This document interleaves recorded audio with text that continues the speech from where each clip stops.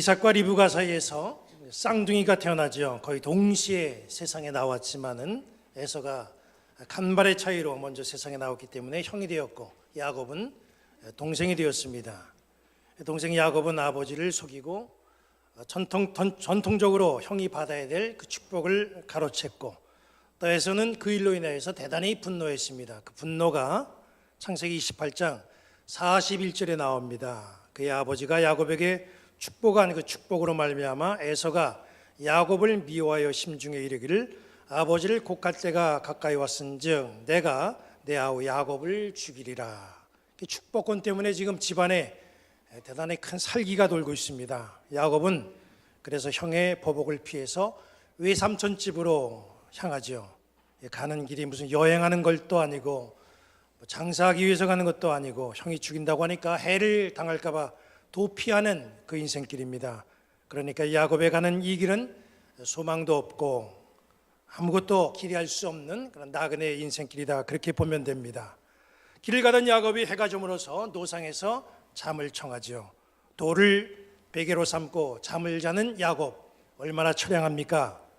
그런데 그 밤에 하나님이 야곱의 꿈에 나타나셔서 아주 큰 복된 말씀을 주십니다. 창세기 28장 14절 중반절부터 15절까지 말씀 보면 땅의 모든 족속이 너와 네 자손으로 말미암아 복을 받으리라. 내가 너와 함께 있어 네가 어디로 가든지 너를 지키며 너를 이끌어 이 땅으로 돌아오게 할지라.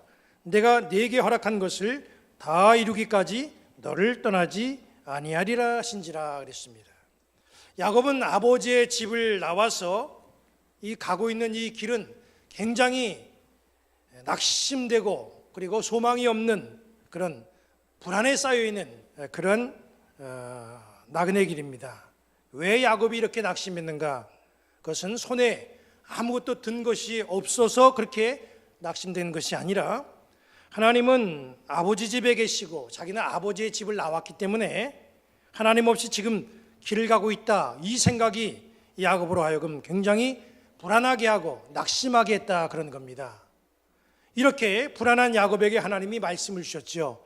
내가 너와 함께 있어 네가 어디로 가든지 너를 지킨다, 이 말씀을 야곱에게 하나님은 주셨고, 야곱은 이 말씀을 듣고 엄청난 용기와 힘을 얻습니다. 지금까지 야곱은 하나님을 막연하게 어머니를 통해서 또 아버지를 통해서 믿기만 했지, 아버지 이삭이나 할아버지 아브라함처럼 하나님의 말씀을 직접 들은 일도 받은 일도 없었습니다.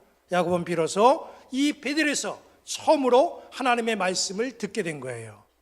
그 말씀이 바로 내가 너와 함께 있어 네가 어디로 가든지 너를 지킨다, 이 말씀입니다. 이 말씀이 낙심한 상태에서 돌을 베개 삼아 누워 잠을 자고 있는 야곱을 일으켜 세웠고 야곱에게 새로운 소망이 됐던 겁니다.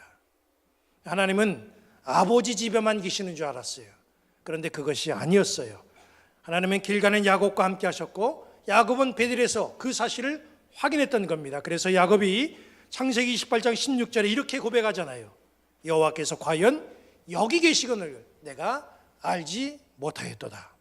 야곱이 너무나 기뻐서 나를 버리신 하나님인 줄 알았더니 그게 아니고 여기까지 나와 함께 하시는 그런 하나님, 여기 너무 야곱은 기뻐서 그 자리에서 하나님 앞에 야곱이 서원을 합니다.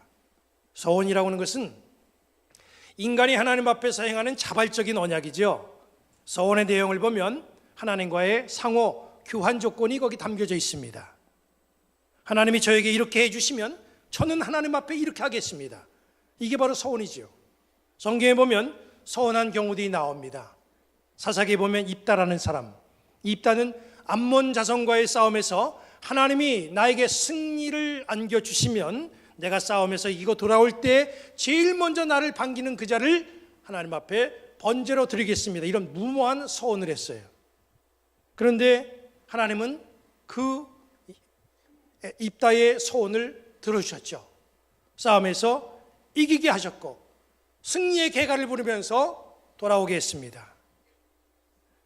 그런데 그 상황에서 입다는 이제 내 목표 이뤘으니까 나 몰라라 이렇게 한 것이 아니라 입다도 하나님 앞에 했던 소원을 그대로 지킨 것을 볼 수가 있어요. 미련한 서원이었지만은 바로 이 하나님과의 약속이었기 때문에 입다는 그 소원을 지키고 이 자기 딸을 번제로 하나님 앞에 바칩니다.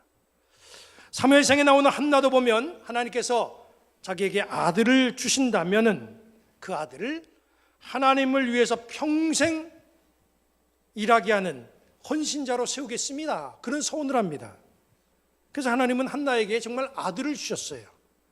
그리고 한나도 하나님이 주신 이 아들을 약속대로 소원대로 하나님 앞에 헌신자로 바치게 됩니다. 여기 본문의 야곱도 하나님 앞에 소원을 합니다. 야곱은 어떤 소원을 했습니까? 그 소원의 내용이 오늘 본문에 고스란히 나와 있잖아요. 여기 창세기 28장 20절부터 22절에 있는 이 소원의 내용 제가 다시 한번 읽어드리겠습니다. 야곱이 소원하여 이르되 하나님이 나와 함께 계셔서 내가 가는 이 길에서 나를 지키시고 먹을 떡과 입을 옷을 주시어 내가 편안히 아버지 집으로 돌아가게 하시오면 여호와께서 나의 하나님이 되실 것이요 내가 기둥으로 세운 이 돌들이 하나님의 집이 될 것이요 하나님께서 내게 주신 모든 것에서 10분의 1을 내가 반드시 하나님께 드리겠나이다. 야곱의 소원입니다. 하나님이 야곱에게 늘 함께 해주시고 야곱이 생활하는데 불편함 없이 이끌어주시고 고향으로 무사히 돌아오게 해주시면 야곱은 그 하나님에게 하나님이 주신 것에서 10분의 1을 그러니까 11조를 바치겠다.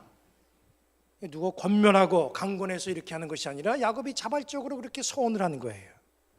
오늘 우리가 야곱을 팩트 체크해 볼 부분이 바로 이 부분입니다. 이 소원을 야곱은 지켰는가? 전도서 5장 4절 5절은 소원에 대해서 이렇게 말씀하고 있죠. 네가 하나님께 소원하였거든 갚기를 더디게 하지 말라. 하나님은 우매한 자들을 기뻐하지 아니하시나니 소원한 것을 갚으라. 소원하고 갚지 아니하는 것보다 소원하지 아니하는 것이 더 나으니 그랬습니다. 지키지 못할 소원이라면 아예 하지 말아라 이런 말이죠. 그리고 일단 소원을 했으면 그 소원한 것은 반드시 지켜야 된다. 그렇게 말씀이 우리에게 알려주고 있습니다. 야곱은 베들에서 너무나 신기하고 감사한 경험을 했습니다. 하나님으로부터 엄청난 복을 선포받았고 야곱은 거기서 그 하나님의 은혜에 감사해서 하나님 앞에 소원을 했어요. 야곱은 베들에서 그 소원을 했는데 그 한 소원을 지켰는가? 이것을 체크해 보기 위해서 이제 베들에서 서원한 일 이후의 야곱의 삶을 한번 추적해 봅니다. 베들에서 서원한 야곱은 예정대로 하란에 있는 외삼촌 집으로 가서 정착을 하게 되지요. 거기서 외삼촌의 두 딸과 결혼하게 되고 12명의 아들을 얻습니다. 외삼촌 집에서 일하면서 신기할 정도로 재산이 엄청나게 불어납니다. 그래서 마침내 큰 부자가 되고 야복강을 건너서 다시 고향으로 돌아오게 됩니다. 베들에서 야곱에게 약속하셨던 하나님의 그 약속, 그것은 한치 오차도 없이 다 이루어졌습니다. 그 약속이 이루어지는 그 과정은 창세기 29장부터 30장을 통해서 우리가 체크해 볼 수가 있어요. 하나님의 약속은 사실로 확인됐어요. 그렇다면 베들에서 야곱이 소원한 것은 어떻게 됐습니까? 하나님이 내게 주신 모든 것에서 10분의 1을 내가 반드시 하나님께 드리겠다. 이렇게 소원한 야곱은 그 소원을 지켰나? 이걸 우리가 한번 확인해 봐야 되는데 이게 성경에 나오질 않습니다. 35장에 보면 하나님이 야곱에게 다시 나타나서 너 소원했지 않느냐? 이걸 상기시켜줘요. 이걸 보면 야곱은 세상살이에 바빠서 하나님께 자기가 무슨 소원을 했는지 까맣게 잊고 살아갔어요. 오죽하면 하나님이 다시 나타나셔서 그 소원한 것을 다시 상기시켰겠습니까? 그럼에도 불구하고 내용을 보니까 야곱이 베들에서 소원했던 것 가운데 절반만 지켰어요. 내가 다시 이곳으로 다 지나오게 해주신다 한다면 나는 이곳에 단을 쌓고 그렇게 하나님의 집으로 이 베들을 삼겠습니다. 이 부분은 35장 말씀 보니까 그대로 했는데 그 뒤에 거 하나님 앞에 받은 바 모든 것에서 내가 10분의 1을 드리겠습니다. 이 부분에 대해서는 나와 있지 않습니다. 하나님은 베들에서 야곱에게 복을 약속했고 그 약속대로 야곱은 엄청난 물질적인 복을 얻었고 많은 자식을 얻었고 고향으로도 돌아올 수 있게 됐었어요. 하나님은 베들에서 약속하신 모든 것들을 어김없이 다 이루어 주셨습니다. 그리고 세월은 한참 흘렀어요. 어느덧 야곱이 100발이 됐습니다. 그런데 야곱이 세상을 떠날 날이 얼마 남지 않은 그 시점에 애굽의 바로 앞에 서서 이렇게 말하죠. 창세기 47장 9절 하반절을 보시면 이런 말을 합니다. 내가 험악한 세월을 보내었나이다. 우리 야곱을 복된 사람이라고 말합니다. 왜냐하면 하나님이 그에게 복을 주셨으니 당연히 복된 사람 맞지요. 그런데 정작 야곱 자신은 남들이 복되다고 생각한 그 세월들이 험악한 세월이었다. 애굽 왕 앞에서 그렇게 고백을 한 거예요. 남들은 바라볼 때 복받았으니 얼마나 좋을까, 얼마나 행복할까 한없이 부러워할지 모르지만은 남들이 알지 못하고 가려진 어두움이 야곱의 인생 속에 있었다는 거예요. 험악한 세월을 보냈습니다. 복은 주셨는데 그 복을 누리지 못하고 험악한 세월을 살았다고 한다면 이게 얼마나 불행한 인생이에요. 이 야곱의 안타까운 고백이 그 옛날 베델에서 하나님께 소원한 것과 연관된 것은 아닌지 한번 돌아볼 필요가 있습니다. 소원을 지키지 않으면 얻었어도 받았어도 결코 행복한 인생이 되지 못합니다. 여기 앉아있는 우리는 어떻습니까?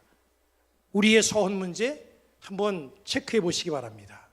하나님, 나에게 물질을 주신다면, 내가 원하는 학교에 들어가게 해주신다면, 취직하게 해주신다면, 결혼하게 해주신다면, 아기를 주신다면, 내 잃었던 건강 다시 찾게 해주신다면 나는 하나님 앞에 이렇게 하겠습니다.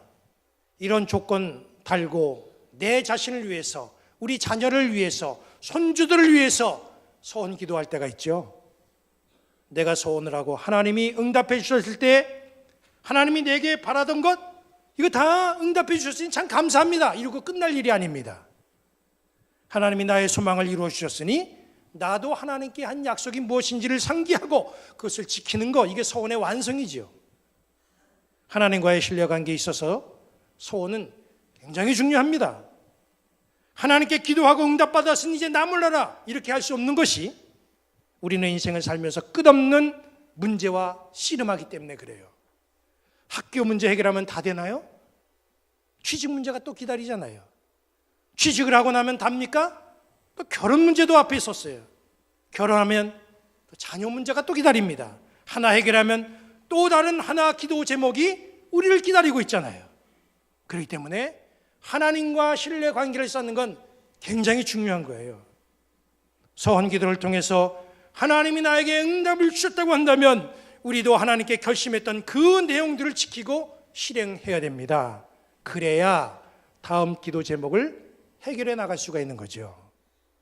자그마한 소원 지키지 않아서 정말 해결해야만 되는 큰 일 만날 때 해결받지 못하는 그런 어리석음이 우리 가운데는 없어야 됩니다. 오늘 우리는 야곱이 베델에서 했던 소원 기도를 체크해 봤어요. 하나님이 엄청난 복을 주셨지만은 나는 험악한 세월을 보냈다 이렇게 고백했던 이 야곱의 고백을 보면서 여기 앉아있는 나는 소원한 것 이거 반드시 지키고 내 인생 끝나는 그때에는 나는 험악한 세월을 보낸 것이 아니라 나의 기도를 들으시는 우리 예수님으로 인하여서 정말 인생을 행복하게 살았다 이렇게 고백할 수 있는 행복한 신앙인들 되시기를 우리 주님의 이름으로 간절히 축원합니다.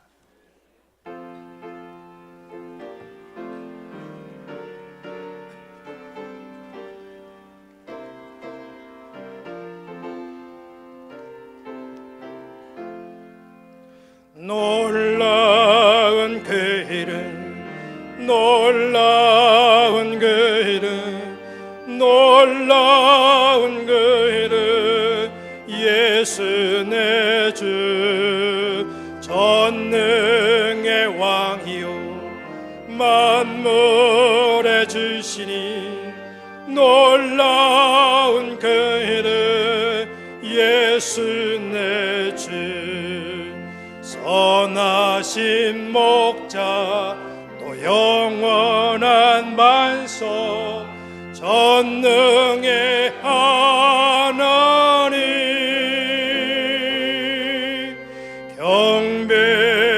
경배드리며 찬양 드리세 놀라운 그 이름 예수 내 주.